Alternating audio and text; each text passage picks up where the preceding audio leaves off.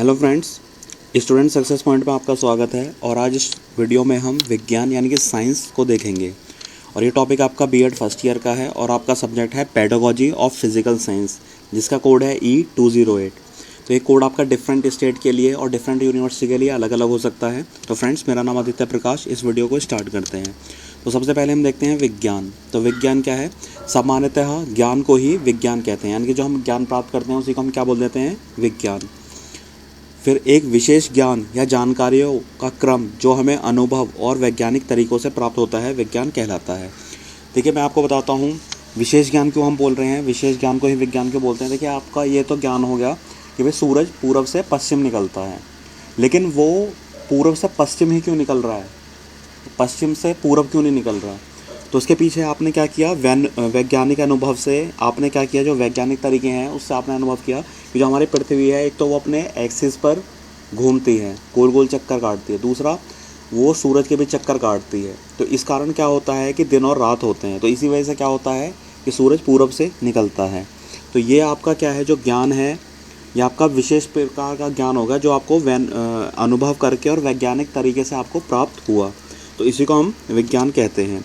फिर नेक्स्ट है आपका वस्तुतः विज्ञान शब्द वी प्लस ज्ञान से बना है, जिसका अर्थ है एक विशेष प्रकार का ज्ञान, पुरस्कृत ज्ञान अथवा विशिष्ट ज्ञान।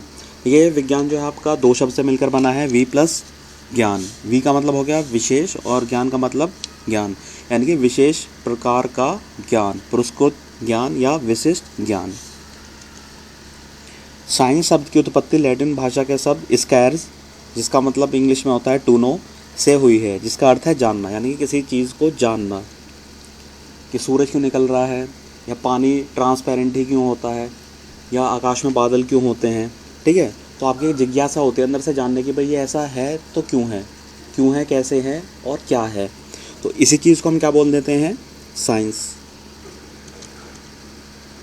तो डैम्पियर के अनुसार देख लेते हैं। तो डैम्पियर जी एक वैज्ञानिक थे।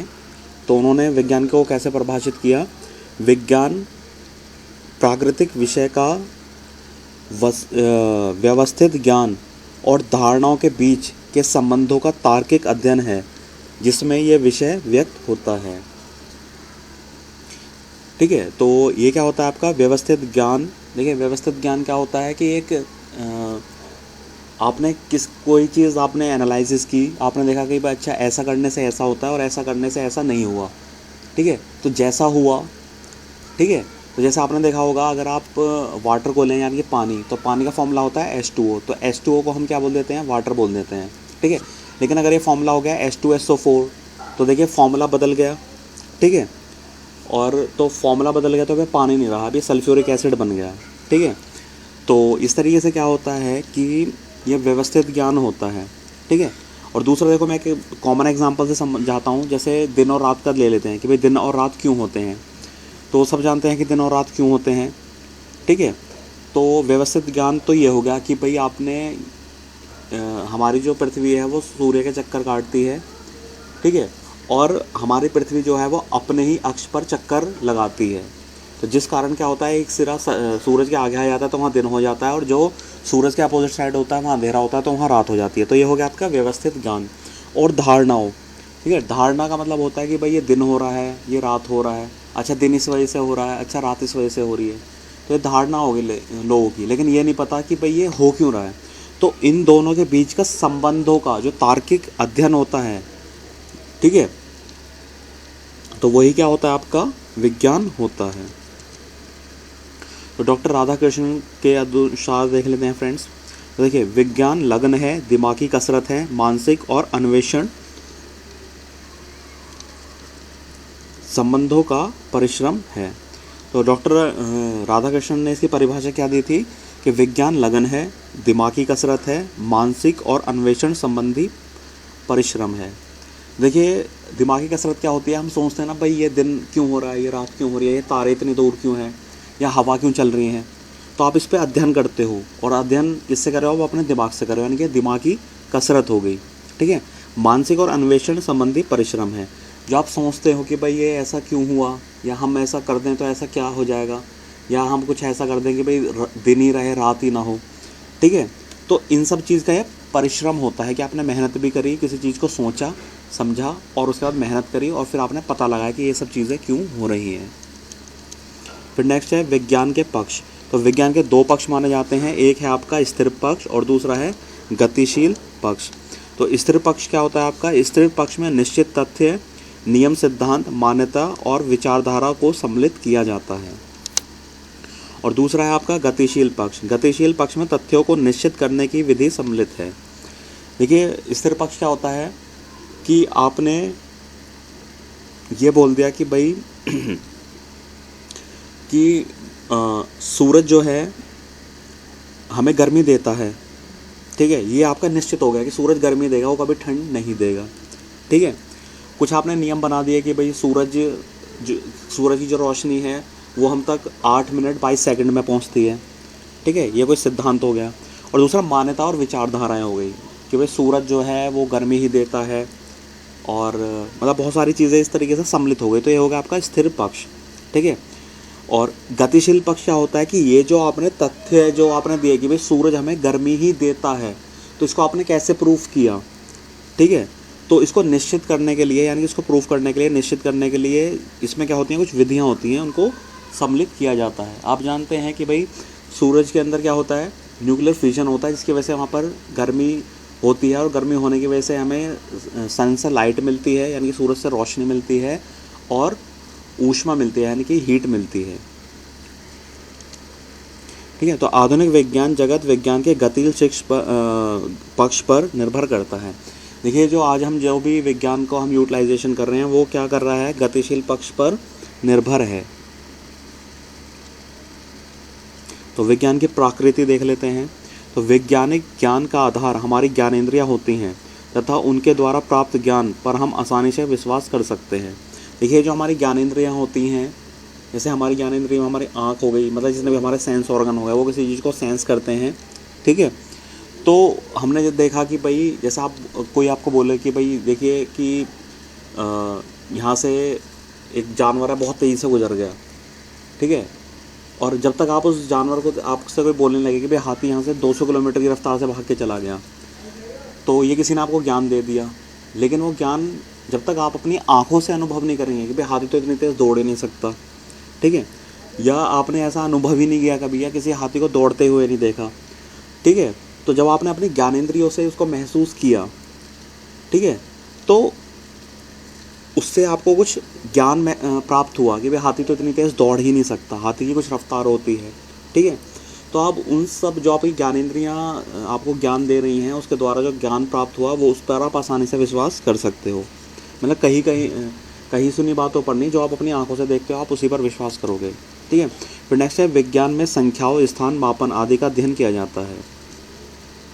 विज्ञान में वातावरण से संबंधित वस्तुओं के पारस्परिक संबंध का अध्ययन किया जाता है।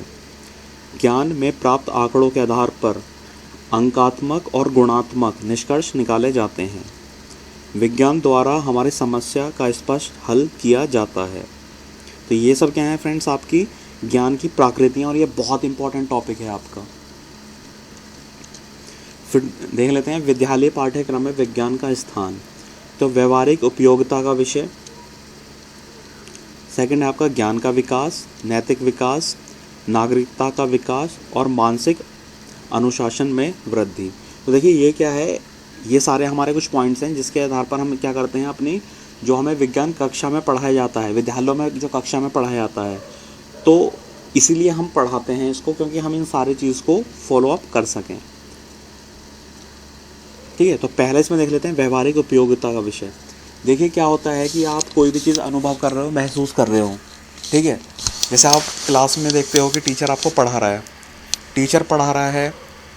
ठीक है, और टीचर पढ़ा रहा है तो बच्चों को किसकी ज़रूरत पड़ेगी, सबसे पहले बच्चों की ज़रूरत पड़ेगी जो टीचर हमें पढ़ा रहा है वो हमें सुनाई दे। ऐसा होता है कि बहुत बड़ी क्लासेस होती हैं, पीछे वाले बच्चों को सुनाई नहीं देता, तो बहुत से स्कूल में क्या होता है, माइक लगा के पढ़ाते हैं, जिसमें लास्ट तक के जो बच्चे होते हैं उन तक को सुनाई देता है। दिखाई नहीं दे रहा तो क्या होता है, बच्चों को प्रोजेक्टर वगैरह से पढ़ाया जाता है, जिसको आप बड़ा छोटा आसानी से कर सकते हो। तो देखिए उपयोगिता हुई ना। अब आपको कहीं पर जाना है, बाई चांस आपको यहाँ से अमेरिका जाना है, तो अमेरिका आप पैदल पैदल तो नहीं जा पाओगे। अमेरिका या तो आपको प्लेन से जाना होगा या शिप से जाना होगा। तो कहीं ना कहीं आपको कहीं जाने आने जाने के लिए या किसी भी चीज़ जो आपको ज़रूरत है या कोई चीज़ आपको आसान बनानी है, तो उसके लिए आप क्या करते हो, उसी को हम व्यवहारिक उपयोगिता बोलते हैं। ठीक है। अब आपको खाना बनाना है, तो खाना बनाने के लिए पहले क्या होता था, लकड़ी से जो चूल्हा वगैरह होता था उस पर खाना बनाया जाता था, लेकिन आजकल गैस स्टोव आ रहे हैं, फटाफट खाना बन जाता है। तो कहीं ना कहीं वो आपकी उपयोगिता हुई ना।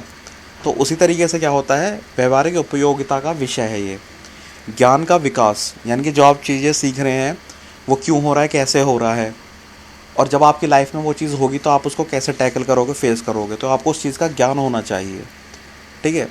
फिर नैतिक विकास, देखिए नैतिक विकास का मतलब क्या होता है कि विज्ञान हमें सभ्य बनाता है। ठीक है। सभ्य बनाने के लिए हमें क्या होता है कि अगर हम सभ्य होंगे जब तो हमें नैतिकता आएगी, तो हमारी नैतिकता भी इससे बढ़ती है। फिर नेक्स्ट है इसमें नागरिकता का विकास। देखिए हर देश को अपने देश की तरक्की करने के लिए, जैसे इंडिया है, इंडिया को अपने देश को अगर तरक्की करना है, डेवलप करना है, तो हमारे यहाँ पर साइंटिस्ट जो हैं उनको बहुत अच्छा रोल प्ले करना होगा। और डिफरेंट जो भारत के अलग अलग जो संस्थानें हैं उनको अच्छे वैज्ञानिक मिल जाएंगे, तो वो देश की जो जनता है उनकी नीड्स को पूरा करेंगे और कुछ नई चीज़ करके दिखाएंगे कि जिससे कि भारत देश का दुनिया में नाम होगा। आज अमेरिका का नाम क्यों है दुनिया में, क्योंकि अमेरिका के पास बहुत अच्छे साइंटिस्ट हैं, उन्होंने नई नई खोज करी, डिस्कवरी करी, इसलिए वो बहुत आगे है। अगर हम दूसरा एग्जांपल लें पाकिस्तान का, तो पाकिस्तान आज की तारीख में पिछड़ा हुआ क्यों है, क्योंकि उनके पास वैज्ञानिक ही नहीं है, नए नए रिसर्च ही नहीं कर पाते हो। ठीक है। तो बहुत से जो आप देखेंगे दुनिया में जितने देश हैं, जो देश विकसित हैं, तो उन देशों के पास कहीं ना कहीं टेक्नोलॉजी है, उनके पास अच्छे साइंटिस्ट हैं जो टेक्नोलॉजी डेवलप करते हैं। लेकिन जो आपके गरीब देश हैं, जैसे भूटान हो गया, ठीक है, नाइजीरिया हो गया, युगांडा हो गया, सोमालिया हो गया, तो ये देश क्या हैं, ये साइंटिस्ट है ही नहीं इन लोगों के पास। जब साइंटिस्ट नहीं है तो ये अपने देश के लिए कुछ तरक्की में अपने देश का नाम ही नहीं कर पाते। ठीक है। और मानसिक अनुशासन में वृद्धि, देखिए साइंस हमें क्या सिखाती है कि भाई हमें कोई अच्छा आदमी है उसका आदर सम्मान करना सिखाती है, क्योंकि उस आदमी ने आपके लिए डेवलपमेंट किया, बहुत सारी चीज़ें की उसने आपके लिए। जैसे आज हम डॉक्टर को बहुत अच्छा मानते हैं, क्यों, क्योंकि डॉक्टर हमें मुसीबत के समय, बीमारी के समय हमें क्या करता है, बचाता है। जैसे आजकल कोरोना वायरस चल रहा है, तो इस टाइम पे सबसे बड़ा जो इंसानों के लिए भगवान है, खुदा है, वो सबसे बड़ा आपका डॉक्टर है। ठीक है।